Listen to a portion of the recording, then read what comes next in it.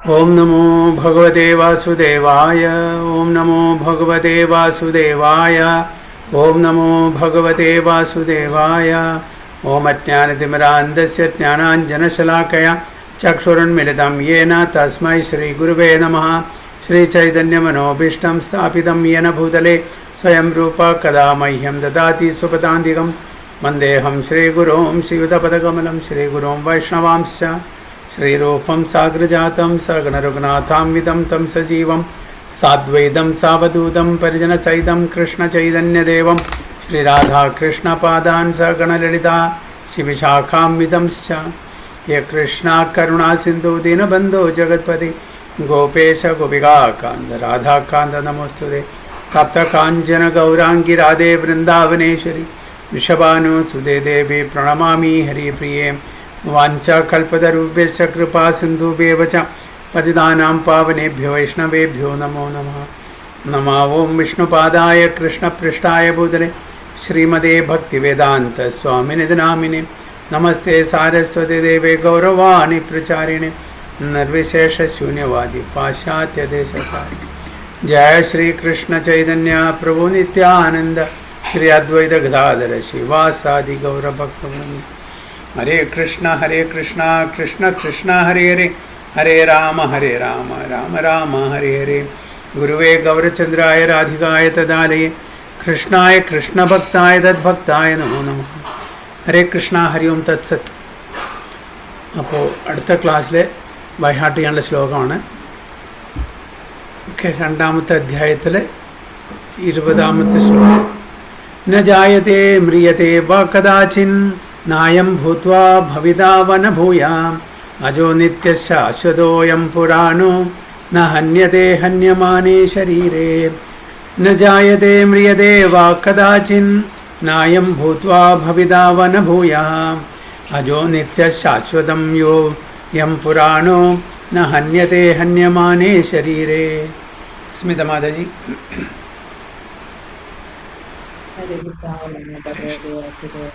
न जायते ह्रियते वा कदाचिन्नायं भूत्वा भविता वा न भूया अजो नित्यशाश्वतोऽयं पुराणो न हन्यते हन्यमाने शरीरे. हरे कृष्ण. സുജി മാതാജി.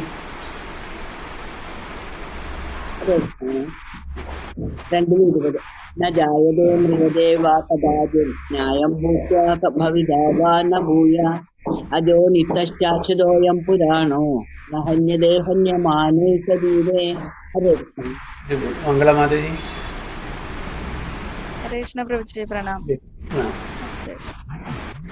ओम नमो भगवते वासुदेवाय। न जायते म्रियते वा कदाचित् नायं भूत्वा भविता वा न भूया अजो नित्यशाश्वतोऽयं पुराणो न हन्यते हन्यमाने शरीरे.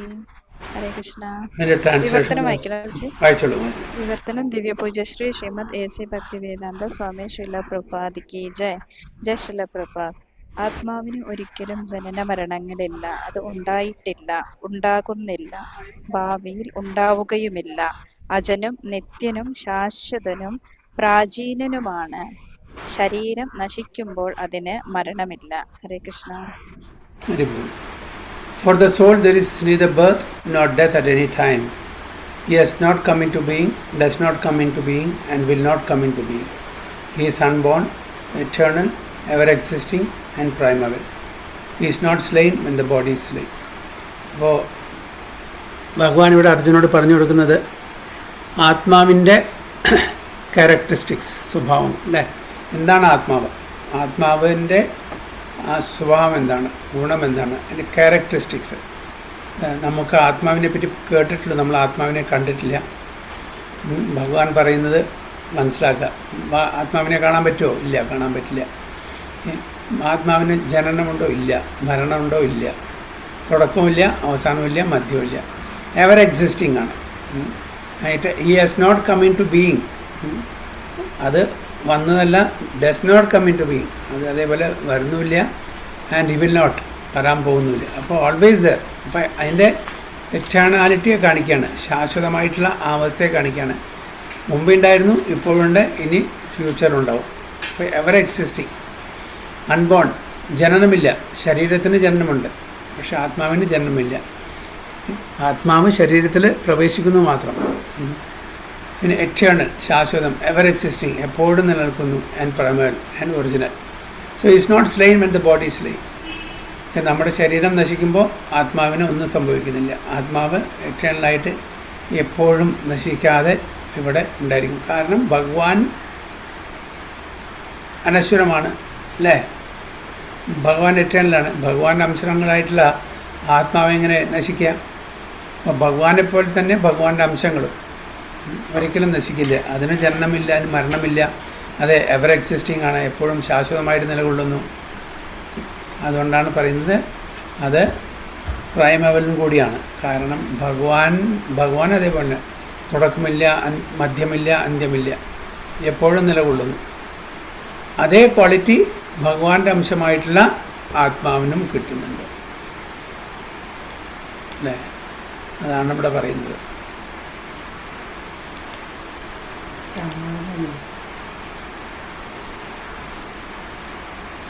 ഹരേ കൃഷ്ണ പ്രഭു. ശ്യാമള മാതാജി മറന്നിട്ടാ എന്തെങ്കിലും ശ്യാമള മാതാജിക്ക് ഇന്റർനെറ്റ് എന്തോ കുഴപ്പമുണ്ടെന്ന്, അപ്പം അതുകൊണ്ട് മെസ്സേജ് അയച്ചിരുന്നു. മറ്റേ ഇതിൽ ഡാറ്റയിൽ കയറാൻ പറ്റുമെന്ന് അറിയില്ല എന്ന് പറഞ്ഞിട്ട് ഇതില്ലായിരുന്നു. ഇന്റർനെറ്റ് എന്തോ മരം വീണിട്ട് എന്തോ പ്രശ്നമെന്ന് പറഞ്ഞു. ഓക്കെ, അപ്പോൾ ഈ ശ്ലോകം മാത്രമല്ല, 20 ഒരുപാട് ശ്ലോകം, 10 കൂടുതൽ ശ്ലോകങ്ങൾ ആത്മാവിനെ പറ്റിയിട്ടാണ്. ആത്മാവിൻ്റെ ക്യാരക്ടറിസ്റ്റിക്സാണ് പല വിധത്തിലും. ആത്മാവിനെ എന്താ പറയുക, ഒരു ഉപകരണം കൊണ്ട് മുറിക്കാനോ കത്തിക്കാനോ നനയ്ക്കാനോ ഉണക്കാനോ ഒന്നും പറ്റില്ല. ആത്മാവിൻ്റെ സൈസ് എന്താണ്, അങ്ങനെ ആത്മാവിൻ്റെ ഗുണങ്ങളെ പറ്റിയിട്ടുള്ള ഒരുപാട് ശ്ലോകങ്ങൾ ഉണ്ട്. ആ ചുരുക്കത്തിൽ ഭഗവാൻ അർജുനോട് പറയുന്നത്, അർജുനൻ മുഖേന നമ്മളോട് പറയുന്നത് എന്താണ്? ആത്മാവാണ് റിയൽ സെൽഫ്, ആത്മാവാണ് വ്യക്തി. മറ്റത് നശ്വരമാണ്, അത് താൽക്കാലികമായി കിട്ടുന്നതാണ്. നമുക്ക് ടെമ്പററി ആയിട്ട് ഭൗതിക ലോകത്തിൽ നമ്മളുടെ ആഗ്രഹം അനുസരിച്ച് ആസ്വദിക്കാനുള്ള ഒരു ശരീരം മാത്രം. ചിലപ്പോൾ മനുഷ്യന് ശരീരം കിട്ടും, ചിലപ്പോൾ മൃഗങ്ങളുടെ, ചിലപ്പോൾ കൃമികീടങ്ങളുടെ, അങ്ങനെ വ്യത്യസ്തമായിട്ടുള്ള 84 ലക്ഷം യോനികളിൽ നമുക്ക് ആസ്വദിക്കാൻ പറ്റും. പക്ഷേ ശരിക്കുള്ള ശരീരം കിട്ടിക്കഴിഞ്ഞാൽ ഇവിടെ എന്താണ്? സുഖം ദുഃഖമില്ല, അവിടെ ആനന്ദം മാത്രമേ ഉള്ളൂ ആധ്യാത്മിക ലോകത്തിൽ. അപ്പോൾ ആ ശരിക്കുള്ള ശരീരത്തിന് വേണ്ടി നമ്മൾ പ്രയത്നിക്കണം. ആത്മാവാണ് അനശ്വരമായിട്ടുള്ളത്, അതാണ് റിയൽ സെൽഫ്, അതാണ് നമ്മുടെ ഐഡൻറ്റിറ്റി. ഭഗവാന്റെ സേവകനാണ്. ഇതെല്ലാം പറഞ്ഞു തരാനുള്ള ഒരു അധ്യായം കൂടിയാണ് 2ാമത്തെ അധ്യായം. അപ്പോൾ അത് നമ്മളെങ്ങനെ മനസ്സിലാക്കണം? യോഗകളുടെ കൂടെ മനസ്സിലാക്കണം. യോഗ എന്ന് പറഞ്ഞാൽ അത് പല തരത്തിലുള്ള യോഗ ഉണ്ട്. കർമ്മയോഗ, ധ്യാനയോഗ, ജ്ഞാനയോഗ, ഭക്തിയോഗ. അപ്പം അതിലും ഏറ്റവും ശ്രേഷ്ഠമായിട്ടുള്ള യോഗ ഭക്തിയോഗമാണ്. ഭക്തിയിൽ കർമ്മമുണ്ട്, ജ്ഞാനമുണ്ട്, ധ്യാനമുണ്ട്. കർമ്മത്തിലും ധ്യാനത്തിലും ജ്ഞാനത്തിലും ഭക്തി ഉണ്ടായിക്കൊള്ളുന്ന നിർബന്ധമില്ല, അല്ലേ? ഉദാഹരണത്തിന് കർമ്മം, നമ്മൾ ഒരാളെ സേവിക്കുന്നു. ആ സേവിക്കുന്ന ആളോട് നമുക്ക് സ്നേഹമുണ്ട്, പ്രേമമുണ്ട് എന്ന് ഉറപ്പുണ്ടോ? സ്നേഹിക്കാം, സ്നേഹിക്കാതിരിക്കാം. നമ്മൾ സേവനം ചെയ്യുന്നു. ചിലപ്പോൾ എന്തെങ്കിലും കമ്പൽഷൻ കാരണം സേവിക്കുകയായിരിക്കും, നിർബന്ധിതമായിട്ട് നമ്മൾ സേവിക്കുകയായിരിക്കും. പക്ഷേ ആളോട് ഇഷ്ടമില്ല, അല്ലേ? സേവനമുണ്ട്, കർമ്മം, നമ്മൾ കർമ്മം ചെയ്യുന്നത്, സേവിക്കുന്നുണ്ട്. പക്ഷേ ആ ആളോട് ഭക്തിയില്ല, സ്നേഹമില്ല, പ്രേമമില്ല, നമ്മൾ നിർബന്ധിക്കപ്പെടുകയാണ്. അപ്പോൾ അങ്ങനെ കർമ്മയോഗം എന്ന് പറഞ്ഞാൽ ഭക്തി ഇല്ലാതെ അല്ലെങ്കിൽ സ്നേഹമില്ലാതെ നമുക്ക് കർമ്മം ചെയ്യാൻ പറ്റും, അല്ലേ? ഭക്തി കൂടുമ്പോഴാണ് അത് യോഗമാവുന്നത്. കർമ്മം ചെയ്യുന്നുണ്ട്, ഭക്തി ഇല്ലെങ്കിൽ അത് യോഗമല്ല. യോഗ എന്ന് പറഞ്ഞാൽ ഭഗവാനായിട്ടുള്ള ഒരു കമ്മ്യൂണിയൻ, ഒരു യൂണിയൻ. അപ്പോൾ കർമ്മയോഗം എന്ന് പറഞ്ഞാൽ അതിൽ ഭക്തി ഉണ്ടായിരിക്കണം, ഇല്ലെങ്കിൽ യോഗ ആയിരിക്കില്ല. അപ്പോൾ വെറും കർമ്മമാണെങ്കിൽ അവിടെ നമ്മൾ സേവനം അനുഷ്ഠിക്കുന്നു, പക്ഷേ അദ്ദേഹത്തിനോട് സ്നേഹമില്ല, പ്രേമമില്ല, നമ്മൾ നിർബന്ധിക്കപ്പെട്ട് സ്നേഹിക്കുക. അപ്പോൾ അവിടെ ഭക്തി എലിമെൻ്റ് ഇല്ലാത്തതുകൊണ്ട് അത് യോഗമല്ല. അതേപോലെ ജ്ഞാനം, നമ്മൾ ഒരാളെപ്പറ്റി അറിവുണ്ട്, നമുക്ക് ഒരാളെപ്പറ്റി അറിയാം, ജ്ഞാനമുണ്ട്. പക്ഷെ അദ്ദേഹത്തിനോട് സ്നേഹമുണ്ടെന്ന് നിർബന്ധമുണ്ടോ? ഇല്ല. ഒരാളെ അറിയണമെന്നുണ്ടെങ്കിൽ സ്നേഹിച്ചാൽ മാത്രമേ അറിയാൻ പറ്റുമെന്നില്ല. അപ്പം ജ്ഞാനം എന്നുള്ള എലിമെൻ്റിലുണ്ട്, പക്ഷേ അതിൽ ഭക്തി ഇല്ലെങ്കിൽ അത് യോഗയല്ല. അതിൽ ഭക്തിയും കൂടിയും ഉള്ളപ്പോഴാണ് ആ ജ്ഞാനം എന്തായി മാറുന്നുള്ളൂ, ഒരു യൂണിയനിലേക്ക്, ജീവാത്മാവും പരമാത്മാവും തമ്മിലുള്ള യൂണിയനിലേക്ക് നയിക്കുള്ളൂ. ധ്യാനം നമ്മൾ ധ്യാനിക്കേണ്ട ഒരാളെ പറ്റി എപ്പോഴും ധ്യാനിച്ചുകൊണ്ടിരിക്കുന്നു. പക്ഷേ ധ്യാനം ശരിയാണ്, പക്ഷെ അവിടെ അദ്ദേഹത്തിനെ സ്നേഹിക്കുന്നില്ലെങ്കിൽ ആ ധ്യാനം യോഗമല്ല. അപ്പോൾ കംസൻ എപ്പോഴും ധ്യാനിച്ചു കൊണ്ടിരിക്കുകയാണ് ആരെ? ഭഗവാൻ കൃഷ്ണനെ. എപ്പോഴും അയ്യോ അടുത്ത നിമിഷം എൻ്റെ മരണം സംഭവിക്കുമോ, കൃഷ്ണപ്പോൾ വരുമോ, അങ്ങനെ വരുമോ, അങ്ങനെ എപ്പോഴും ഭഗവാനെ ധ്യാനിച്ചു കൊണ്ടിരിക്കുക. ഫേവറബിളി അല്ല, അൺഫേവറബിളിയാണ് അല്ലേ? അനുകൂലമല്ല, പ്രതികൂലമായിട്ടാണ്. അപ്പോൾ ധ്യാനമുണ്ട്, പക്ഷേ അദ്ദേഹത്തിനോട്, അതായത് ആ വ്യക്തിയോട്, ഭഗവാനോട് സ്നേഹമില്ല. അപ്പോൾ അവിടെ ഭക്തിയില്ലെങ്കിൽ എന്താണ്, നമുക്ക് അത് യോഗയായിട്ട് ആവില്ല. നേരെ മറിച്ച് ഭക്തി എന്ന് പറഞ്ഞാൽ, ഭക്തി ഒരാളുടെ ഇഷ്ടമുണ്ടെങ്കിൽ അദ്ദേഹത്തിന് വേണ്ടി നമ്മൾ ഏത് സേവയും ചെയ്യും അല്ലേ? അദ്ദേഹത്തിനെ പറ്റി എപ്പോഴും സ്മരിക്കും, അദ്ദേഹത്തിനെ പറ്റി കൂടുതൽ അറിയാൻ വീണ്ടും വീണ്ടും ശ്രമിക്കും. അപ്പോൾ ഭക്തി ഇൻഡിപെൻഡൻ്റ് ആണ്. ഭക്തിയാണ് ഇൻഡിപെൻഡൻ്റ്. ഭക്തി ഉണ്ടെങ്കിൽ സേവനമുണ്ട്, ജ്ഞാനമുണ്ട്, ധ്യാനമുണ്ട്. അപ്പോൾ ഈ 4 വ്യത്യസ്തമായിട്ടുള്ള യോഗ സിസ്റ്റത്തിലൂടെ നമുക്ക് ഭഗവാനെ മനസ്സിലാക്കാൻ പറ്റും. പക്ഷേ മറ്റ് കർമ്മവും ധ്യാനവും ജ്ഞാനവും അത് ഇൻഡിപെൻഡൻ്റ് അല്ല. എന്തുകൊണ്ട് ഇൻഡിപെൻഡൻ്റ് അല്ല? കാരണം അവിടെ ഭക്തി ഉണ്ടായിക്കൊള്ളും നിർബന്ധമില്ല. കർമ്മം ചെയ്യുന്നുണ്ട്, ധ്യാനം ചെയ്യുന്നുണ്ട്, അതുപോലെ ജ്ഞാനമുണ്ട്. പക്ഷെ ഭക്തി ഇല്ലെങ്കിൽ അതുകൊണ്ട് യാതൊരു കാര്യമില്ല. ശ്രമ ഏവഹി കേവലം, ശ്രമ ഏവഹി, വെറും ശ്രമം മാത്രം, നമ്മുടെ പരിശ്രമം മാത്രം, അല്ലാണ്ട് അതിന് യാതൊരു വേണ്ടുന്ന റിസൾട്ടും നമുക്ക് കിട്ടുന്നില്ല. അപ്പോൾ ഇവിടെ ഈ അധ്യായത്തിൽ ഒരുപാട് ശ്ലോകങ്ങളിൽ നമുക്ക് നമ്മുടെ ആത്മാവിൻ്റെ ആ കോൺസ്റ്റിറ്റ്യൂഷണൽ പൊസിഷൻ, അതിൻ്റെ ക്യാരക്ടറിസ്റ്റിക്സ് പറഞ്ഞു തരാണ്. അപ്പോൾ ഇതെല്ലാം നമുക്ക് ഈ ഭഗവത്ഗീതയിലൂടെ അർജുനനെ ഒരു ഉപകരണമാക്കിയിട്ട് നമുക്ക് പറഞ്ഞു തരാണ്. അപ്പോൾ ഈ ഭഗവത് സേവനം ചെയ്യണം, യോഗ ചെയ്യണം, ഭഗവാന്റെ പ്രാപ്തി കിട്ടണം, തിരിച്ച് ഭഗവത് ധാമിൽ പോകണം എന്നുള്ള ഈ കാര്യങ്ങളൊക്കെ മനസ്സിലാക്കി അത് പ്രകാരം എങ്ങനെ ജീവിക്കണം എന്ന് പറഞ്ഞ് മനസ്സിലാക്കി തരാണ്. അപ്പോൾ പൊതുവേ നമുക്കിതിനുള്ള ജ്ഞാനം വേണം. അറിവില്ലെങ്കിൽ ഇതൊന്നും ചെയ്യാൻ പറ്റില്ല. അപ്പോൾ എന്തിനാണ്, അപ്പോൾ നമ്മൾ ഈ ഭൗതിക ലോകത്തിൽ ജീവിക്കുമ്പോൾ നമുക്ക് ഞാൻ ആരാണെന്ന് അറിഞ്ഞിരിക്കണം, ഭഗവാൻ ആരാണെന്ന് അറിഞ്ഞിരിക്കണം, പ്രകൃതി എന്താണെന്ന് അറിഞ്ഞിരിക്കണം, കാലം എന്താണ് അറിഞ്ഞിരിക്കണം, കർമ്മം എന്താണ്, ഇതെല്ലാം അറിഞ്ഞാലേ നമുക്ക് ചെയ്യാൻ പറ്റുള്ളൂ. അറിവില്ലാണ്ട് ഒന്നും അറിയില്ല. അപ്പോൾ ഫൗണ്ടേഷനാണ് ഇതൊക്കെ. അതുകൊണ്ട് ബൽദേവ് വിദ്യാഭൂഷൺ ഭഗവത്ഗീതയിൽ തൻ്റെ കമൻട്രിയിൽ എഴുതുന്ന ഈ 5 കാര്യങ്ങൾ അറിഞ്ഞാലേ നമുക്ക് അത് പ്രകാരം ഒരു യോഗ പ്രാക്ടീസ് ചെയ്യാൻ പറ്റും. ഈ 5 കാര്യങ്ങൾ അറിയണം. ഞാൻ ആരാണെന്ന് അറിയണം, ഭഗവാൻ ആരാണെന്ന് അറിയണം, പ്രകൃതി ഭഗവാന്റെ എക്സ്റ്റേണൽ എനർജി എന്തായിരിക്കണം, അതെങ്ങനെ പ്രവർത്തിക്കുന്നു അറിയണം, കാലത്തിൻ്റെ ഇൻഫ്ലുവൻസ് എങ്ങനെയാണ്, കർമ്മം എന്താണ് നമുക്ക് തരുന്നത്, ഇതെല്ലാം അറിഞ്ഞ് അത് പ്രകാരം നമ്മൾ ജീവിച്ചാൽ മാത്രമേ നമുക്ക് ഭഗവത്ധാമിലെത്താം. അതായത് നമ്മളുടെ മനുഷ്യജന്മത്തിലെ ആ ഉദ്ദേശം, ലക്ഷ്യത്തിലെത്താൻ പറ്റും. അപ്പം അതുകൊണ്ട് ഈ അധ്യായത്തിൽ പ്രധാനപ്പെട്ടിട്ടും ആത്മാവിൻ്റെ ക്യാരക്ടറിസ്റ്റിക്സ് പറഞ്ഞു തരാണ് നമുക്കെല്ലാവർക്കും. അതിന് ഭക്തനെ മാത്രമേ ഉപകരണമാക്കിയിട്ട് ഉപയോഗിക്കാൻ പറ്റൂ അല്ലേ? ഭക്തൻ്റെ ആ ഒരു ഇതിൽ ഒരു മീഡിയേഷൻ വഴി നമ്മളെപ്പോലുള്ള ജനറൽ പബ്ലിക്കിന് ഭഗവാൻ നമുക്ക് ഇൻസ്ട്രക്ഷൻ തരാണ്, അല്ലെങ്കിൽ ഈ ഗൈഡൻസോ അല്ലെങ്കിൽ ഇൻഫർമേഷൻ തരാണ് നമ്മളുടെ അസ്തിത്വത്തിനെ പറ്റിയിട്ട്. ഇതാണ് ഈ ശ്ലോകം പറയുന്നത്. ഹരേ കൃഷ്ണ. എന്തെങ്കിലും കമൻസോ സംശയമുണ്ടോ?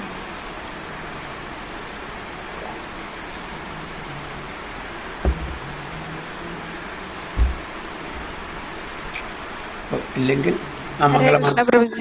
മാതാജി പറയും. അതെ, ഇതിലിപ്പോ ഭഗവാന് ഇപ്പൊ എന്താ പറയാ, നിലനിൽക്കുന്നില്ല അതാണോ ഇതിലും വരുന്നത്? ഉണ്ടായിട്ടില്ല, ഇനി ഉണ്ടാകുന്നില്ല എന്ന് പറയണത്? അതായത് ഭഗവാൻ ശാശ്വതമായിട്ട് എപ്പോഴുള്ളതാണ്.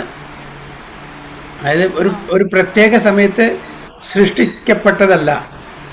സൃഷ്ടി ഉണ്ടെങ്കിൽ അവിടെ എന്തായി? അവിടെ നാശമുണ്ട് അല്ലേ? തുടക്കം ഇവിടെ ഉണ്ടെങ്കിൽ അവിടെ അന്ത്യമുണ്ട്, അതിന് മധ്യമുണ്ട്. പക്ഷെ ഇവിടെ തുടക്കമില്ല, എവർ എക്സിസ്റ്റിങ്, എപ്പോഴും, ആൾവേസ്. ബിഗിനിങ് ഇല്ല, അൺബോൺ ആണ്. ജനനം ഉണ്ടെങ്കിൽ മരണമുണ്ട്. എന്താണ് ശ്ലോകം? ജാതസഹി ധ്രുവമിത്യോ ധ്രുവം ജന്മം മൃതസ്യ ച അല്ലേ? ജനനം ഉണ്ടെങ്കിൽ തീർച്ചയായിട്ടും മരണമുണ്ട്, മരണം ഉണ്ടെങ്കിൽ ജനനമുണ്ട്. അപ്പം ഇവിടെ ഭഗവാനോ ഭഗവാന്റെ അംശങ്ങളായിട്ടുള്ള നമുക്കോ ഇതൊന്നുമില്ല. എവർ എക്സിസ്റ്റിങ്, മുമ്പുണ്ടായിരുന്നു, ഇപ്പോഴുണ്ട്, ഇനി ഭാവിയിലും ഉണ്ടായിരിക്കും. ഒരിക്കലും നാശം സംഭവിക്കാത്ത ഒരു നിലയാണ് നമ്മളെല്ലാവരും, ഭഗവാനും ഭഗവാന്റെ അംശങ്ങളും. പ്രകൃതി വന്നും പോയി കൊണ്ടിരിക്കും, മാനിഫെസ്റ്റേഷൻ ആൻഡ് മാനിഫെസ്റ്റേഷൻ. അവിടെ തുടക്കമുണ്ട് അല്ലേ? ഈ യൂണിവേഴ്സസ് എപ്പോഴോ ഒരു പെർട്ടിക്കുലർ പോയിന്റ് ഓഫ് ടൈമിൽ വരുന്നു, ഒരു പെർട്ടിക്കുലർ ടൈമിൽ അത് അനിലേഷൻ, അഡ്മിനിസ്ട്രേഷൻ, പിന്നെ വീണ്ടും വരുന്നു. അപ്പോൾ അവിടെ തുടക്കവും അന്ത്യമുണ്ട്. പക്ഷെ നമുക്കില്ല, നമ്മളെപ്പോഴും എക്സിസ്റ്റിംഗ് ആണ്. ഇതാണ് ഭഗവാൻ പറയാൻ ഉദ്ദേശിക്കുന്നത്.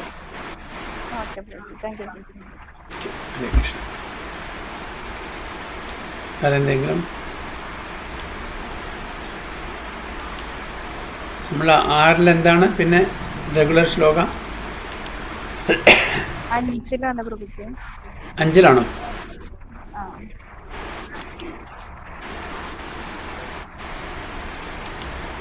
ഓക്കെ, 5-ൽ എത്ര? 5-ൽ 23 കഴിഞ്ഞ ദിവസം. 24. ഓക്കെ.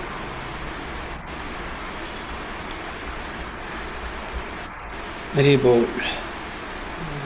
യോന്ത സുഖോന്തരാരാമസ് തഥാന്തർജ്യോതിരേവയാം സയോഗി ബ്രഹ്മനിർവാണം ബ്രഹ്മഭൂതോധിഗച്ഛതി. യോന്ത സുഖോന്തരാരാമസ് തഥാന്തർജ്യോതിരേവയാം സയോഗി ബ്രഹ്മനിർവാണം ബ്രഹ്മഭൂതോധിഗച്ഛതി. Smitha Mataji.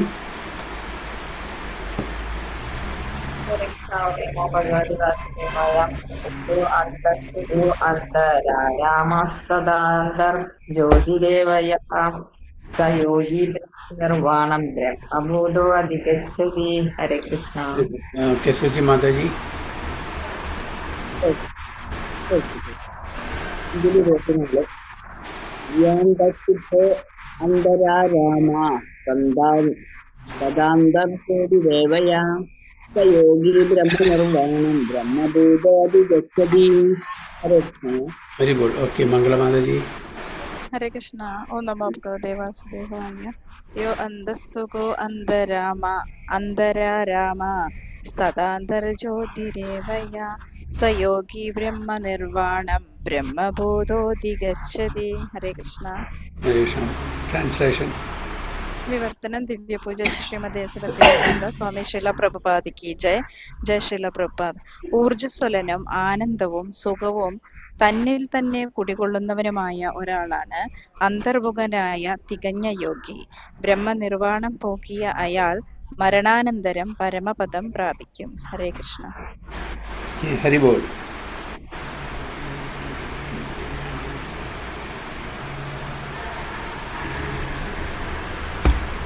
One whose happiness is within, who is active and rejoices within, and whose aim is inward, is actually the perfect mystic. He is liberated in the Supreme and ultimately he attains the Supreme. അവിടെ ധ്യാനയോഗത്തെ പറ്റിയിട്ടാണ് ഭഗവാൻ പറഞ്ഞു കൊടുക്കുന്നത്. ധ്യാനയോഗം എന്ന് പറഞ്ഞാൽ ഭഗവാനിൽ ധ്യാനിക്കുക അല്ലേ? ഭഗവാനെ ധ്യാനിക്കുക, ഭഗവാനെ ഉപാസിക്കുക. അപ്പം നമ്മൾ സാധാരണ സുഖം എവിടെ തേട? പുറമെ. നമ്മൾ വസ്തുക്കളിലും മറ്റാളുകളിലാണ് നമ്മൾ സുഖം കണ്ടെത്തുന്നത്. അപ്പോൾ അർജുനൻ തന്നെ പറയുന്നുണ്ട് ഭഗവാനോട് 4 കാരണങ്ങളാണ് പറയുന്നത് ഭഗവാനോട് എന്ത് യുദ്ധം ചെയ്യാതിരിക്കാൻ വേണ്ടിയിട്ട്. യുദ്ധം ചെയ്യാതിരിക്കാൻ വേണ്ടിയിട്ട് 4 കാരണങ്ങൾ പറയുന്നു.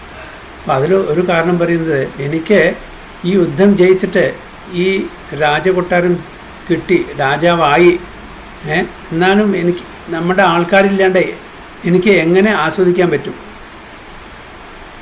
ആൾക്കാരില്ലേ നമ്മളെ, അതായത് എനിക്ക് രാജപദവി കിട്ടി, അല്ലാണ്ട് കൊട്ടാരങ്ങളുണ്ട്, എല്ലാം ഉണ്ട്, എല്ലാ സൗകര്യങ്ങളുണ്ട്. പക്ഷേ ഇതിനെ അപ്രീഷിയേറ്റ് ചെയ്യാനും ഇതിനെ കണ്ടിട്ട് നല്ലതാണ് പറയാനും മറ്റുള്ളവർക്ക് ഇല്ല എന്നുള്ള അവസ്ഥ മനസ്സിലാക്കുമ്പോൾ കിട്ടുന്നൊരു സുഖം.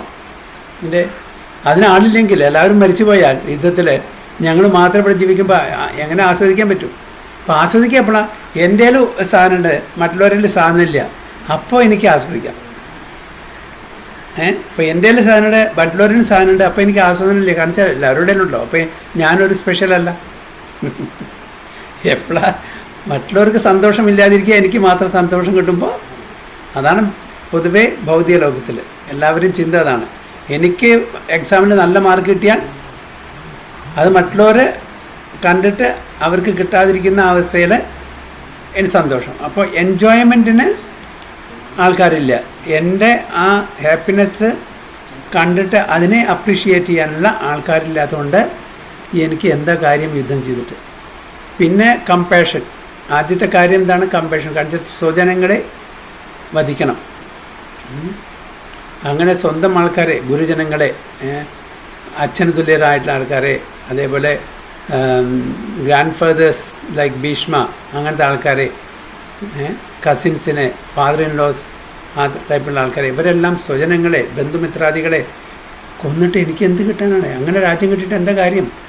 അപ്പോൾ അവരോടുള്ള ആ ഒരു സ്നേഹം, ഇഷ്ടം, എങ്ങനെ അവരെ വധിക്കാൻ പറ്റുക? സ്വന്തം ആൾക്കാരെ, അല്ലേ? അപ്പോൾ അല്ലേ? പിന്നെ മൂന്നാമത്തെ കാര്യം എന്താണ്? പാപം. ഞാൻ അനാവശ്യമായിട്ട് ഒരുപാട് ആൾക്കാരെ കുരുതിക്ക് കൊടുത്താൽ, വധിച്ചാൽ എനിക്ക് പാപം കിട്ടും. എത്ര ജന്മം എനിക്ക് നരകത്തിൽ, എത്ര ജന്മം താഴത്തെ യോനികളിൽ ജനിക്കേണ്ടി വരും, ഒരു കണക്കുമില്ല. പിന്നെ നാലാമത്തെ കാരണം എന്താണ്? ഞാൻ കാരണം ഈ യുദ്ധത്തിന് ഒരുപാട് ആൾക്കാർ മരിക്കും. എല്ലാം ആണുങ്ങളായിരിക്കും. ഇപ്പോൾ സ്ത്രീകളും കുട്ടികളും വൃദ്ധരും വീട്ടിലിരിക്കും. അവരെ സംരക്ഷിക്കാൻ അതില്ല. സ്ത്രീകളെ അവർ പിഴച്ചു പോവും. പിന്നെ വർണ്ണശങ്കരം നടക്കും. ഒരുപാട് അനാഥ കുട്ടികളുണ്ടായിരിക്കും. ട്രഡീഷൻ നശിക്കും, കുലമഹിമ നശിക്കും. അങ്ങനെ സൊസൈറ്റിയിൽ ടോട്ടലി കാവോസ് ഉണ്ടായിരിക്കും, കാവോട്ടിക് സിറ്റുവേഷൻ ആയിരിക്കും. അപ്പോൾ ഈ 4 കാരണങ്ങൾ ആണ് അർജുനൻ പറയുന്നത് എനിക്ക് യുദ്ധം ചെയ്യാൻ താല്പര്യമില്ല എന്ന്. അപ്പോൾ ഇതെല്ലാം ആദ്യം അറിയാമായിരുന്നു. ആദ്യം വളരെ ഉത്സാഹത്തോടെ വന്നു യുദ്ധം ചെയ്യാൻ. പക്ഷേ യുദ്ധക്കളത്തിൽ അവിടെ ആ സമയത്ത് തൻ്റെ ആ ഇമോഷണൽ ഒരു അറ്റാച്ച്മെൻറ്റ് കാരണം, തൻ്റെ സുജനങ്ങളോടുള്ള ഇമോഷണൽ അറ്റാച്ച്മെൻറ്റ് കാരണം അവർ നേരിട്ട് യുദ്ധക്കളത്തിൽ കണ്ടപ്പോൾ അർജുനൻ്റെ മനസ്സ് മാറി, ക്ഷത്രിയനായിട്ടിരുന്നു കൂടി, അല്ലേ? അപ്പോൾ നമ്മളെല്ലാം പുറമെയാണ് സാധാരണ സുഖം കണ്ടെത്തുന്നത്. പക്ഷേ ഒരു യോഗി അങ്ങനെയല്ല. He finds happiness within. കാരണം പരമാത്മാവ് ഉള്ളിലുണ്ട്. ഭഗവാന്റെ ആ പാർഷ്യൽ റെപ്രസെൻറ്റേറ്റീവ് ആയിട്ടുള്ള ഭഗവാൻ അവിടെ ഉള്ളിരിക്കുന്നുണ്ട് നമ്മുടെ കൂടെ. അപ്പോൾ ആ യൂണിയനിലാണ് നമുക്ക് സന്തോഷം, ആക്ച്വലി ശരിക്കുള്ള സന്തോഷം, അല്ലേ? മക്കൾ അച്ഛനും അമ്മമാരിൽ നിന്നും വിട്ടു നിൽക്കുകയാണ് കുറേ കാലം. അവർ വീണ്ടും യൂണിയൻ ആകുമ്പോൾ, വീണ്ടും കണ്ടുമുട്ടുമ്പോൾ, കൂടിച്ചേരുമ്പോൾ കിട്ടുന്ന സന്തോഷം എന്തായിരിക്കും, അല്ലേ? പറഞ്ഞറിയിക്കാൻ പറ്റില്ല. അപ്പോൾ അതേപോലെ നമ്മളുടെ ഉള്ളിലുണ്ട് ഭഗവാൻ. സന്തോഷം നമ്മുടെ ഉള്ളിലാണ്. നമ്മൾ അത് മറന്ന് പുറമേണ് സന്തോഷം തരുന്നു. അപ്പോൾ ശരിക്കുള്ള യോഗി സന്തോഷം ഉള്ളിൽ കാണുന്നു. കാരണം പരമാത്മാവ് അവിടെയുണ്ട്. സന്തോഷം അത് തരാനും മേടിക്കാനും രണ്ടിനുള്ള ആ പരമാത്മാവ് നമ്മുടെ കൂടെ തന്നെ ഇരുന്നുണ്ട്. അപ്പോൾ അതാണ് who is active and rejoices within and whose aim is inward is actually the perfect mistake. ശരിക്കുള്ള യോഗി വര്യൻ ആരാണ്? സന്തോഷം തന്നിൽ തന്നെ കാണുന്നു. കാരണം തൻ്റെ കൂടെ പരമാത്മാവുണ്ട്. ആ പരമാത്മാവ് ഇതെല്ലാം ഷെയർ ചെയ്യുന്നു പരസ്പരം. പരമാത്മാവും അതായത് ജീവാത്മാവും അവർ തമ്മിലുള്ള യൂണിയനിൽ ആണ് നമുക്ക് കിട്ടുന്ന ഏറ്റവും കൂടുതൽ സന്തോഷം.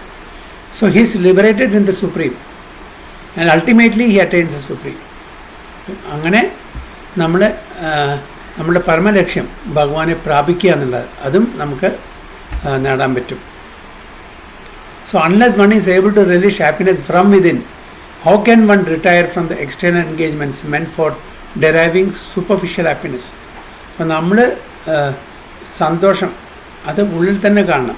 പുറമേയുള്ള നമ്മുടെ സന്തോഷം എക്സ്റ്റേണൽ ഒബ്ജക്ട്സിലാണ്, ഡൾ മാറ്ററിലാണ്, ജഡ വസ്തുക്കളാണ് നമ്മുടെ സന്തോഷം. ഓക്കെ, നമ്മളുടെ സന്തോഷം ഒരു ലാപ്ടോപ്പ് ഉണ്ടെങ്കിൽ, ഒരു മൊബൈൽ ഉണ്ടെങ്കിൽ, ഒരു ടി വി ഉണ്ടെങ്കിൽ, നല്ല ഒരു ബംഗ്ലാവ് ഉണ്ടെങ്കിൽ, നല്ലൊരു കാറുണ്ടെങ്കിൽ, ഇതെല്ലാം എന്താണ്? ജഡമാണ്. അതൊന്നും സന്തോഷം അവർ തരില്ല നമുക്ക്. ഒരു ഡ്രൈ ആയിട്ടുള്ള ഒരു സൂപ്പർഫിഷ്യലി നമുക്ക് സന്തോഷം കിട്ടുകയാണ്, ടെമ്പററിയാണ്. ഒരു നല്ലൊരു കാറ് കിട്ടി വിചാരിക്കുക, ഹൈ ആൻഡ് കാറ്, നമുക്ക് നല്ല സന്തോഷമായിരിക്കും കുറച്ച്. അപ്പോൾ അതിൽ ഒരു കുട്ടി വന്ന്, അടുത്ത വീട്ടിലെ കുട്ടി വന്ന് നല്ലൊരു വലിയ സ്ക്രാച്ച് വരുത്തിയാൽ നമ്മുടെ ഹൃദയത്തിൽ സ്ക്രാച്ച് വന്ന പോലെയും അല്ലേ? കാരണം നമ്മൾ ഐഡൻറ്റിഫൈ, ആ കാറിനെ ഞാനായിട്ട് ഐഡൻറ്റിഫൈ ചെയ്യാണ്. അത് എൻ്റെ, ഐ മീ ആൻഡ് മൈൻ, ജനസ്യമോഹോയം അഹം മമേതി.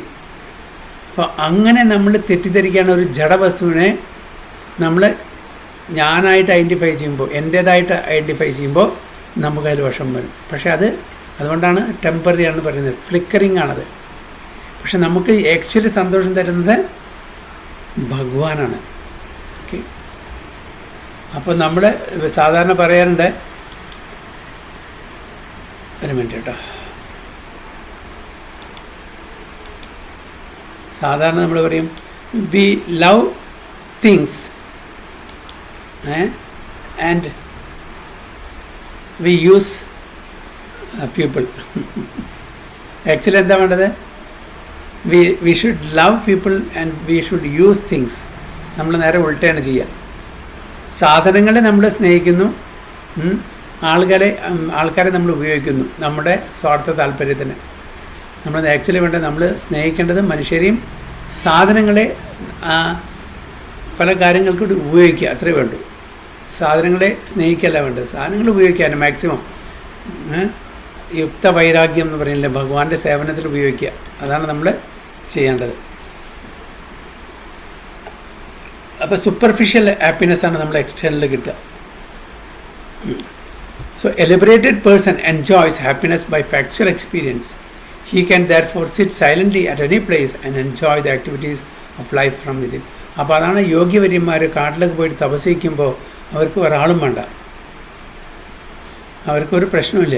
കാരണം the already in communion with the supreme lord, ഭഗവാനായിട്ട് ആ റിലേഷൻഷിപ്പ് എസ്റ്റാബ്ലിഷ് ചെയ്ത് കഴിഞ്ഞു. അപ്പോൾ അവർക്ക് വേറെ ആളുമില്ലെങ്കിലും അവർക്ക് സ്വന്തം ആസ്വദിക്കാം, സ്വന്തം സന്തോഷം കണ്ടെത്താം ഉള്ളിൽ നിന്ന്. Such a liberated person no longer desires external material happiness. This stage is called Brahmabhuta. ഇതാണ് ബ്രഹ്മഭൂത. ബ്രഹ്മഭൂത പ്രസന്നാത്മ ന കാംക്ഷതി ന സോഞ്ചതി. ഒന്നും ആഗ്രഹിക്കുന്നില്ല, ഒന്നിനെപ്പറ്റിയും വിഷമിക്കുന്നില്ല. Attaining which one is assured of going back to God and back to home. അപ്പം അങ്ങനെ ഒരു വ്യക്തി തീർച്ചയായിട്ടും ഈ ജന്മത്തിൽ തന്നെ തിരിച്ച് ഭഗവദ്ധാമിലേക്ക് പോകാൻ പറ്റും. ഗദ്വാനവർത്തന്തി അല്ലേ, ഇവിടേക്ക് ഒരു പ്രാവശ്യം പോയി കഴിഞ്ഞാൽ തിരിച്ച് വരവില്ല.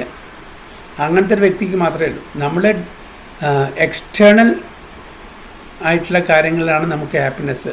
അപ്പം അതുകൊണ്ട് തിരിച്ച് ഭഗവദ്ധാമിലേക്ക് പോകാൻ വളരെ ബുദ്ധിമുട്ടാണ്. അപ്പം നമ്മളെ ഹാപ്പിനെസ് വിതിൻ കാണണം, പരമാത്മാവുണ്ട്. ആ പരമാത്മാവുള്ള യൂണിയനിലായിരിക്കണം നമ്മുടെ ആസ്വാദനം. അപ്പോൾ അതാണ് ഭഗവാൻ ഈ ശ്ലോകത്തിൽ പറയുന്നത്. ഓക്കെ, എന്തെങ്കിലും ഇനി ക്വസ്റ്റ്യൻസ്?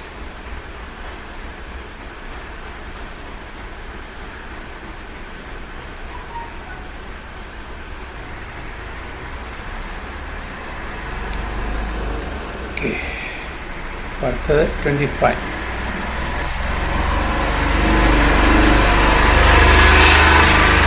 ലഭന്തേ ബ്രഹ്മനിർവാണം ഋഷയാക്ഷീണാ കൽമഷാം ചിന്നദ്വൈതായതാത്മാന സർവഭൂതാഹൃതേരതാഃ. ലഭന്തേ ബ്രഹ്മനിർവാണം ഋഷയാക്ഷീണാ കൽമഷാം ചിന്നദ്വൈതായതാത്മാന സർവഭൂതാഹൃതേരതാഃ. മംഗളമാതാജി.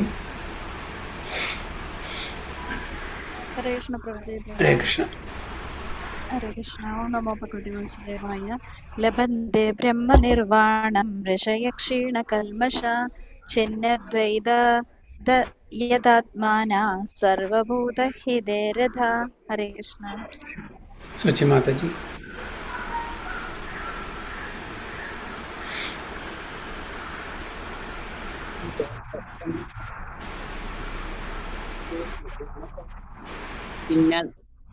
ദ്വൈതായതാത്മാന സർവഭൂതഹിതേ.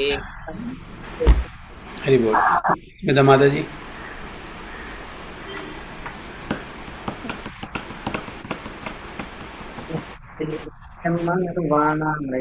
ക്ഷീണകൽമഷാः ചിന്നദ്വൈതാത്മാന സർവഭൂതാഹി ധൈരതാः.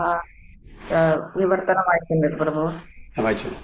സംഘങ്ങളിൽ നിന്ന് ഉദ്ഭവിക്കുന്ന ദ്വന്ദ്ങ്ങൾക്ക് അതീതരായവരും മനസ്സ് തന്നിൽ തന്നെ വ്യാപരിക്കുന്നവരും എപ്പോഴും സകല ജീവജാലങ്ങളുടെയും ക്ഷേമൈശ്വര്യ പ്രവർത്തനങ്ങളിൽ തിരക്കിട്ട് പ്രവർത്തിച്ചു കൊണ്ടിരിക്കുന്നവരും സർവപാപങ്ങളിൽ നിന്ന് മോചനം നേടിയവരുമായിട്ടുള്ളവർ ബ്രഹ്മനിർവാണം ചെയ്യുന്നു. ഹരേ Krishna. Hari Bol. Those who are beyond the dualities that arise from doubts, whose minds are engaged within, who are always busy working for the welfare of all living beings, and who are free from all sins, achieve liberation in the Supreme. Okay. അപ്പോൾ ആർക്കാണ് മുക്തി കിട്ടുക? ഈ ഭൗതിക സാഗരത്തിൽ നിന്ന്, ഈ പ്രപഞ്ചത്തിൽ നിന്ന്. അതാണ് അവിടെ പറയുന്നത്. Those who are beyond the dualities, ദ്വന്ദ്ങ്ങളിൽ നിന്ന്. ഓക്കെ, സുഖം ദുഃഖം, നല്ലത് ചീത്ത, ജയം പരാജയം, ശീത ഉഷ്ണം, ഇതൊക്കെ ദ്വന്ദ്ങ്ങൾ, എല്ലാം ഓപ്പോസിറ്റ്. ഇത് ഭൗതിക ലോകത്തിൽ മാത്രമേ കാണുള്ളൂ, ആധ്യാത്മിക ലോകത്തിലില്ല, ദ്വന്ദ്ങ്ങളില്ല. അവിടെ ഓൺലി പോസിറ്റീവ്സ്, ആനന്ദം മാത്രം അല്ലേ. ഇവിടെ ഭഗവാൻ പറയുന്നുണ്ട് ദുഃഖാലയം അശാശ്വതം, സുഖം ദുഃഖം സമ്മിശ്രമാണ്. പക്ഷേ അതിൽ എപ്പോഴും നമുക്ക് കിട്ടുന്ന എന്താണ്? ദുഃഖം. എത്ര നല്ലത് ചെയ്താലും ഇവിടെ എന്താ? അപ്പോഴും കംപ്ലൈൻറ്റ് ഉണ്ടാവും, അപ്പോഴും ക്രിറ്റിസിസം ഉണ്ടാവും അല്ലേ. അപ്പോഴും എല്ലാവരും നമ്മൾ പഴിക്കും, എത്ര നല്ല ചെയ്താലും. അതാണ് ഈ ലോകത്തിൻ്റെ ഒരു സ്പെഷ്യാലിറ്റി. നമ്മൾ എത്ര തന്നെ ഒരാളെ സഹായിക്കാൻ ശ്രമിച്ചാലും അവസാനം നമുക്ക് തന്നെ അത് പാരായിട്ട് വരും അല്ലേ. എത്ര നല്ല ഈവൻ എത്ര നല്ല ഡിവോട്ടി ആയാലും അവർക്ക് ശത്രുക്കളുണ്ടാവും. എത്ര നല്ല മനുഷ്യനായാലും അവർക്ക് ശത്രുക്കളുണ്ടാവും. ഇപ്പോൾ യുധിഷ്ഠിര മഹാരാജാവ് അജാത ശത്രു എന്നാണ് പറയുന്നത്. അദ്ദേഹം ഒരാളെയും ശത്രുക്കളായിട്ട് കാണുന്നില്ല. ഈവൻ ദുര്യോധനം കൂടിയും വിളിക്കുന്നില്ല. കാരണം നീ അതൊരു റോങ് മെസ്സേജ്.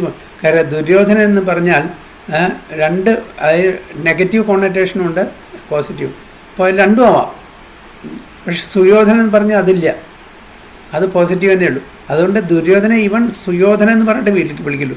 ഇനിയിപ്പോൾ അങ്ങനെയും കൂടി ഒരു തെറ്റിദ്ധാരണ വേണ്ട. അപ്പോൾ എപ്പോഴും ഒരാളെയും ശത്രുവായിട്ട് കാണാത്ത ഒരു വ്യക്തിയാണ്. പക്ഷെ അദ്ദേഹത്തിന് ശത്രുക്കളുണ്ട്, അദ്ദേഹത്തിൻ്റെ ശത്രുക്കളായി കാണുന്ന ആൾക്കാരുണ്ട്.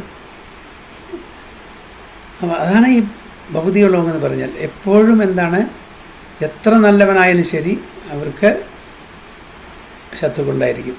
അതായത് ഫ്രണ്ട് ആൻഡ് ഫോ, success and failure, good and bad, ഇതെല്ലാം ദ്വന്ദ്ങ്ങളാണ്. ആധ്യാത്മിക ലോകത്തിൽ ഇത് കാണില്ല. അവിടെ എൻവി ഇല്ല, ശത്രുതയില്ല, കോമ്പറ്റീഷനില്ല. എന്തുകൊണ്ടില്ല? അവിടെ എല്ലാവരുടെയും സിംഗിൾ പോയിൻറ്റഡ് അറ്റൻഷനാണ്. ആ ഫോക്കസ് എന്താണ്? ഭഗവാനെ പ്രീതിപ്പെടുത്തുക. അതായത് അവരവരുടെ ആ രസമനുസരിച്ച്, അവരവരുടെ റിലേഷൻഷിപ്പ് അനുസരിച്ചിട്ട് ഭഗവാനെ പ്രീതിപ്പെടുത്തുക. എല്ലാവർക്കും അതിനുള്ള അവസരമുണ്ട്, എല്ലാവർക്കും അത് ചെയ്യാനും പറ്റും. അതുകൊണ്ട് അവിടെ ഒരാൾക്കും എന്തില്ല? കോമ്പറ്റീഷനില്ല. ഒരാൾക്കും കംപ്ലൈൻ്റ് ഇല്ല.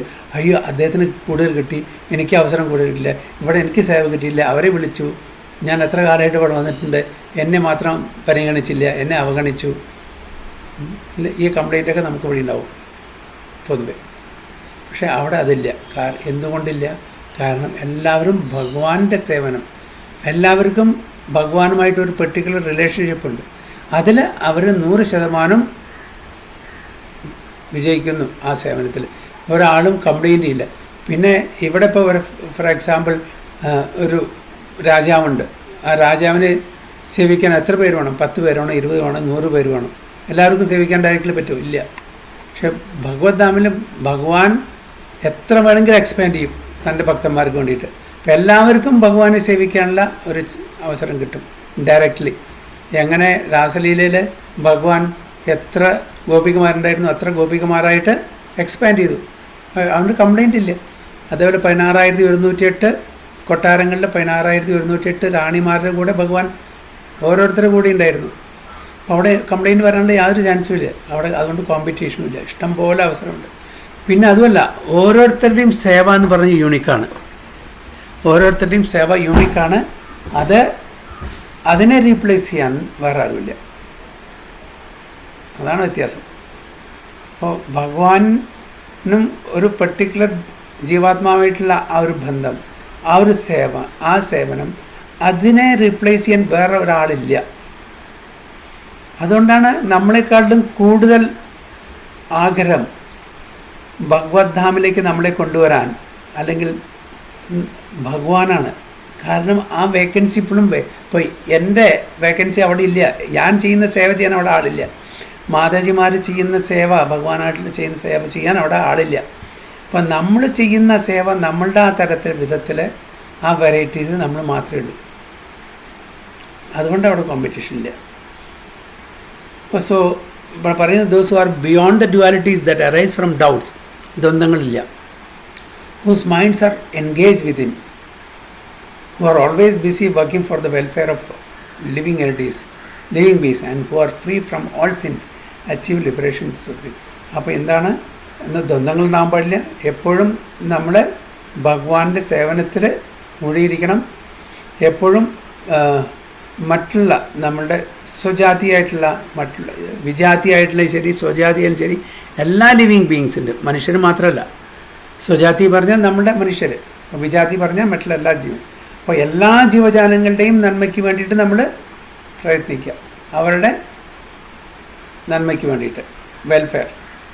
പിന്നെ നമ്മൾ പാപകർമ്മങ്ങളിൽ നിന്ന് മുക്തരാവുക, അവർക്ക് മാത്രമാണ് മുക്തി കിട്ടുള്ളൂ. അപ്പോൾ നമ്മൾ സാധാരണ നമ്മളുടെ വർഗം മനുഷ്യരെ മാത്രം നോക്കും, മറ്റുള്ളവരെങ്ങനെയാലും കുഴപ്പമില്ല, അവരെ കൊന്നു തിന്നാലും കുഴപ്പമില്ല എന്ന ആൾക്കാരുടെ വിചാരം. ഇല്ല, പറ്റില്ല. എല്ലാം ഭഗവാന്റെ അംശങ്ങളാണ്. മമ്മൈ വാംശോ ജീവലോകെ ജീവഭൂത സനാതന എന്ന് പറയുന്നത്. അപ്പോൾ ഈ പ്രപഞ്ചത്തിലെ എല്ലാ ജീവജാലങ്ങളും ഭഗവാന്റെ അംശങ്ങളാണ്, മനുഷ്യന് മാത്രമല്ല.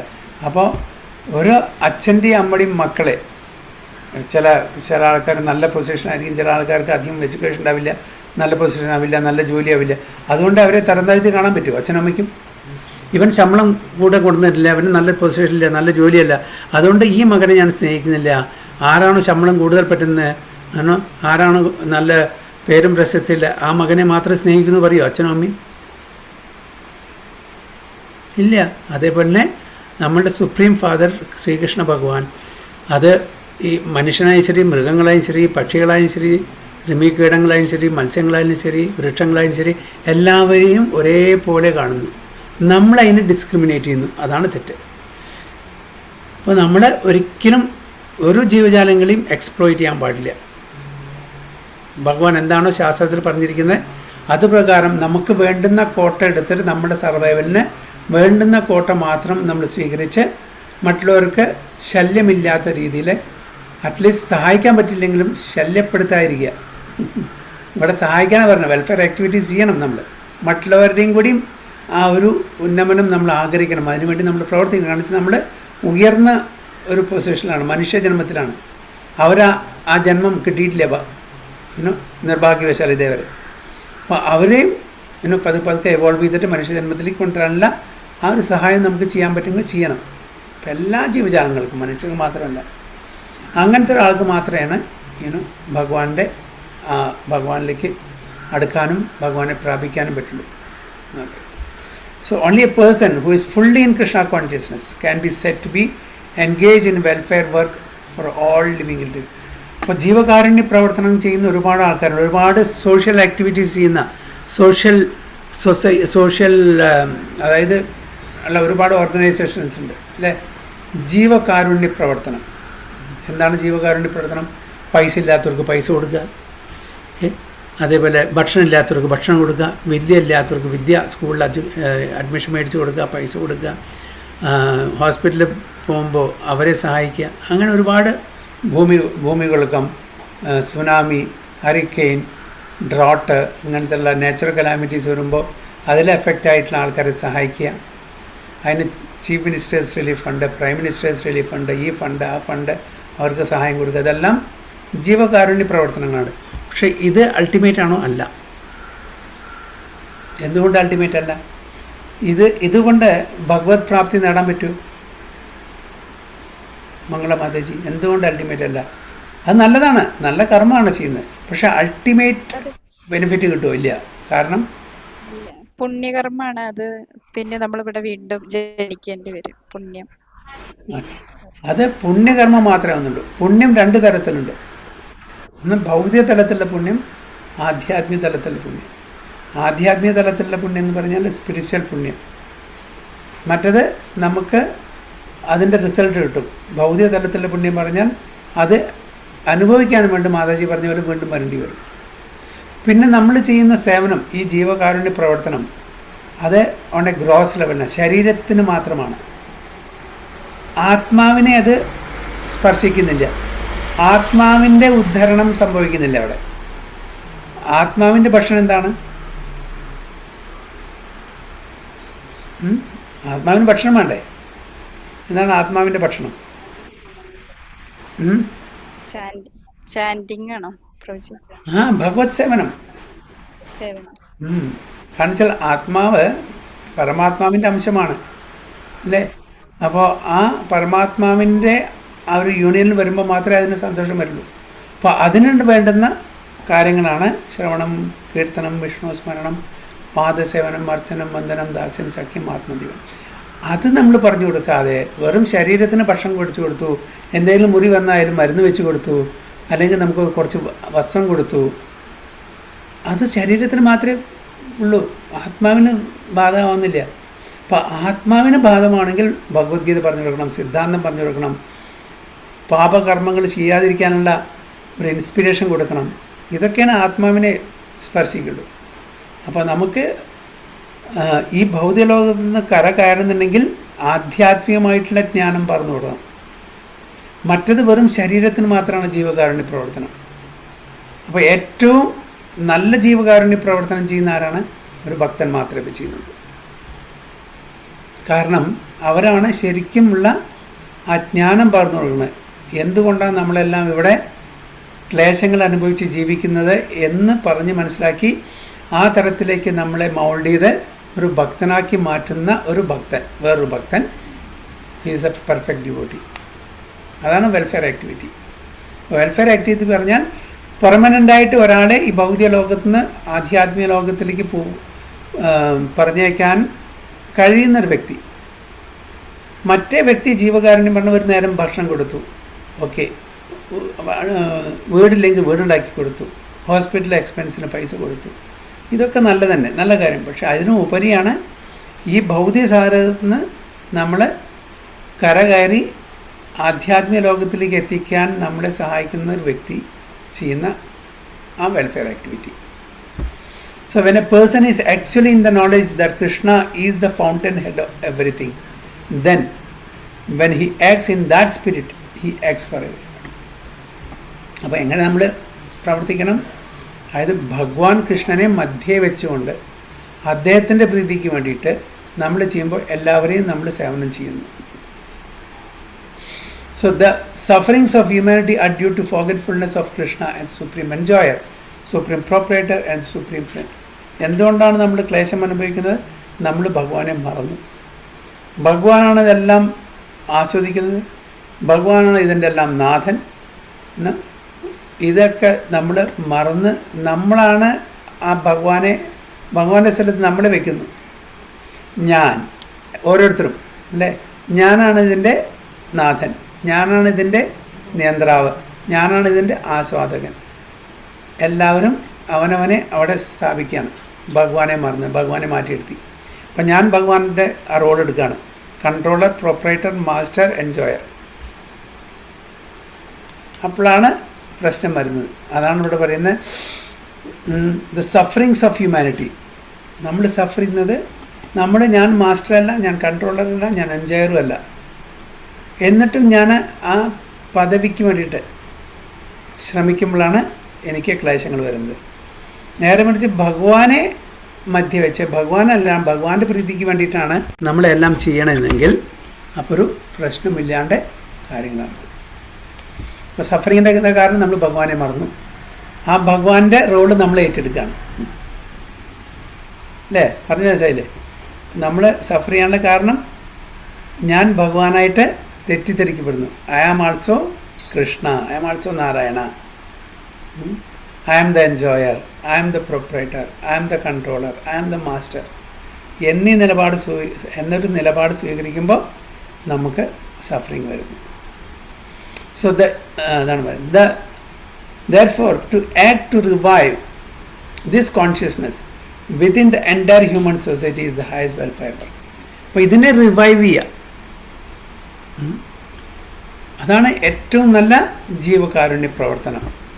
അതായത് നമ്മുടെ ലോസ്റ്റ് റിലേഷൻഷിപ്പ്, അപ്പോൾ നമ്മളും ഭഗവാനും തമ്മിലുള്ള ബന്ധം വഷളായിരിക്കുകയാണ്. അല്ലേ? ആർക്കും അറിയില്ല. ഒരു മിനിറ്റ് കേട്ടോ.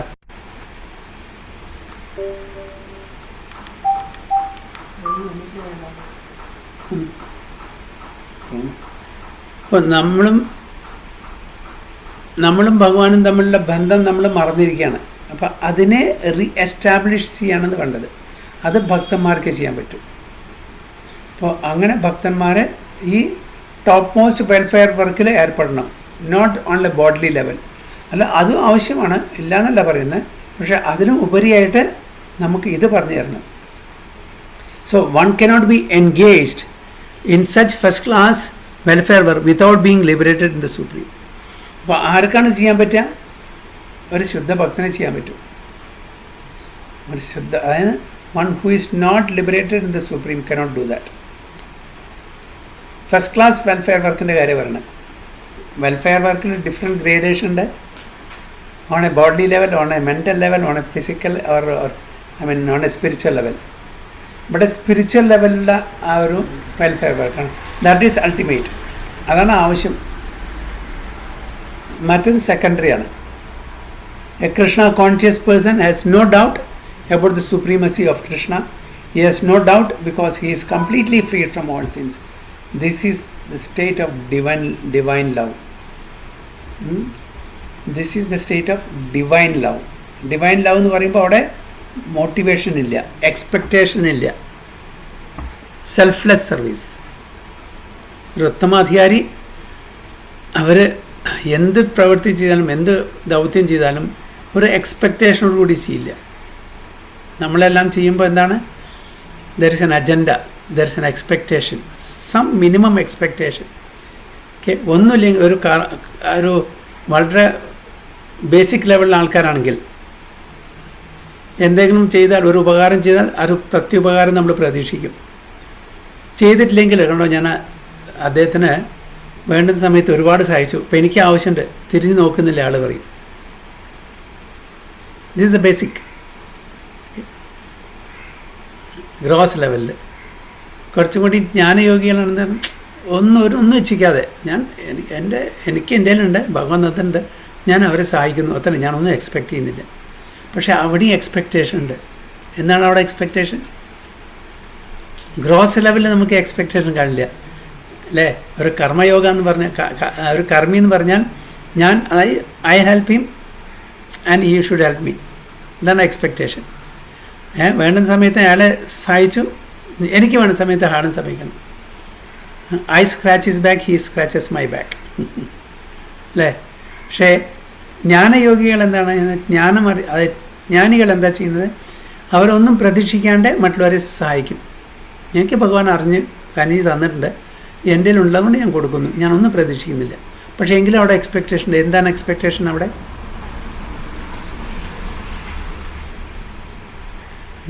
അവര് അത് ചെയ്യണതിന്റെ ഒരു എക്സ്പെക്ടേഷൻ ആണ്, ഭഗവാനിൽ നിന്ന് എന്തോ പ്രതീക്ഷിക്കുന്നുണ്ട്. ഭഗവാനിൽ നിന്ന് പ്രതീക്ഷിക്കുന്നതല്ല അവിടെ. അല്ല, പിന്നെന്താ, അവര് കുടുങ്ങുമെന്നുള്ളത് അവരെ ഇവിടെ കുടുങ്ങുമെന്നുള്ളത്, പാപം വരും എന്നുള്ള ഒരു ചിന്തയാണോ? അല്ലല്ല. എക്സ്പെക്റ്റേഷൻ ഉണ്ട്, പക്ഷെ സട്ടിൽ ലെവലിലെ എക്സ്പെക്റ്റേഷനാണ്. എന്താണ് സുജി മാതാജി, എന്താണ് അവരുടെ എക്സ്പെക്റ്റേഷൻ?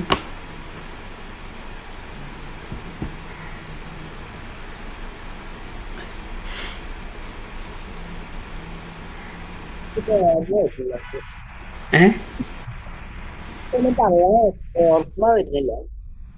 ഓക്കെ, സ്മിത മാതാജിയോ?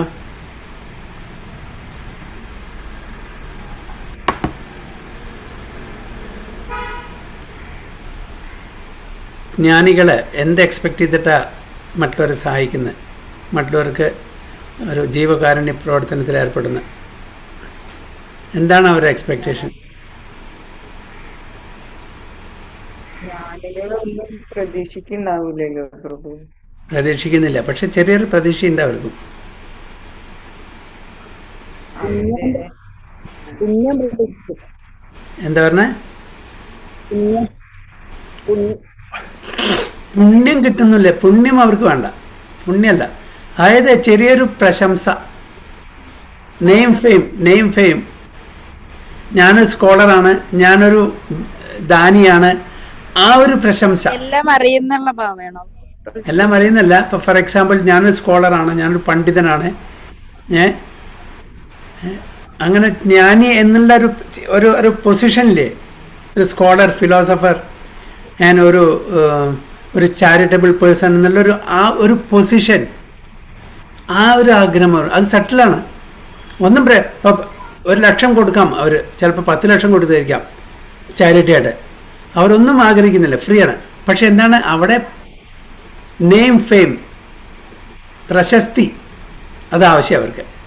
അവരെ പേര് വിളിച്ച് പറയണം, ഓ ഇന്നയാൾ ഇത്ര ലക്ഷം കൊടുത്തു, ഇന്നയാൾ ഇന്നത് ചെയ്തു, ഒരു hospital dedicated to loving memory of so and so, so and so, so and so. പേരും പ്രശസ്തി സട്ടിലാണ്. അവർക്കും എക്സ്പെക്റ്റേഷൻ ഉണ്ട് സട്ടിൽ ലെവലിൽ. പക്ഷെ ഭക്തനൊരു ഇതുമില്ല, എക്സ്പെക്റ്റേഷൻ ഇല്ല. ഭക്തൻ്റെ ശരിക്കുള്ള ഭക്തൻ ഈ കൈ കൊണ്ട് കൊടുക്കുന്നത് ഈ കൈ അറിയില്ല. അവിടെ പേരും പ്രശസ്തിയും കൂടിയും വേണ്ട. അത് ഭഗവാന്റെ ഒരു സേവനമായിട്ട് അവരനുഷ്ഠിക്കുന്നത്. അതാണ് വ്യത്യാസം. So when a man is fully conscious of his relationship with Krishna, he is actually liberated soul. അപ്പോൾ ഒരു ഉത്തമ ഭക്തി ഉള്ള ഒരു ഭക്തൻ ഫുള്ളി ലിബറേറ്റഡ് ആണ്, നിത്യമുക്തോ, അല്ലേ? Always liberated, although he may be in the material tabernacle. അപ്പോൾ അദ്ദേഹം ഈ ഭൗതിക ലോകത്തിലാണെങ്കിലും കൂടിയിട്ട് he is in this material world, is not of this material world. ഈ പ്രപഞ്ചത്തിലാണ് അദ്ദേഹം, പക്ഷേ ഈ പ്രപഞ്ചത്തിലല്ല. Is in this material world but is not of this material world. അങ്ങനത്തെ ഒരു ഭക്തൻ. എങ്ങനെ? ഒരു താമര വെള്ളത്തിലാണ്, പക്ഷേ ആ വെള്ളം സ്പർശിക്കുന്നില്ല താമരയെ. അതേപോലെ ഒരു ശുദ്ധഭക്തൻ ഈ ഭൗതിക ലോകത്തിലെ ആ കണ്ടാമിനേഷനെ സ്പർശിക്കാണ്ട് ജീവിക്കുന്നു. എങ്ങനെ വെള്ളത്തിലെ താമര വെള്ളത്തെ സ്പർശിക്കാതെ ജീവിക്കുന്നുവോ അതേപോലെ.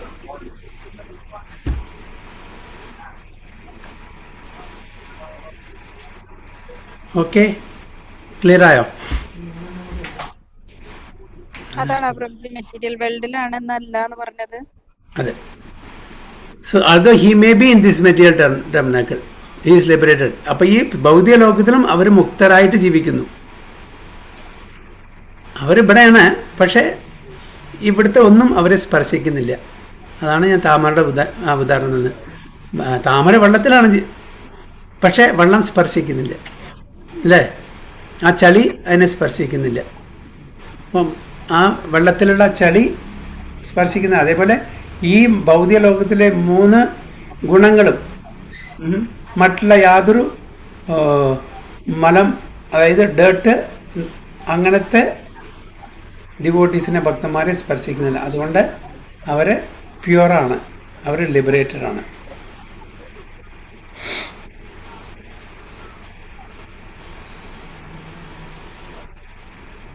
ഓക്കെ, മനസ്സിലായോ? ഓക്കെ, 26, 27, 28 അല്ലേ? അപ്പോൾ അടുത്ത ക്ലാസ്സിൽ അത് കഴിക്കാം. 29. അപ്പോൾ അടുത്ത ക്ലാസ്സിൽ നമുക്ക് ഈ ചാപ്റ്റർ കംപ്ലീറ്റ് ചെയ്യാം.